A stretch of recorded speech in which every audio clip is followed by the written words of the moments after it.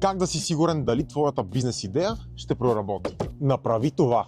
Казвам се Александър, създателя на протеинови сладоледи Ice Pro и абсолютно никога не съм очаквал, че моята идея ще проработи. Но ето какво направих. Първия сладолед го забърках вкъщи в кофичка от кисело мляко и го замразих в фризера. Почнах да го предлагам на мои приятели и познати, пишех им в Instagram и го разкарвах с градския транспорт и една хладилна чанта. По този начин, без да инвестирам огромна сума пари, можех да разбера дали сладоледа им харесва или трябва да променя и подобря рецептата. На третия месец успях да изкарам 1000 лева.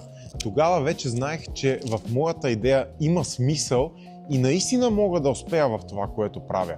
Така че преди да си изхвърлиш всичките пари на вятъра в нещо, което никога не си работил и нямаш никаква представа, по-добре пробвай с по-малко, научи се, вземи обратна връзка, тествай и тогава действай.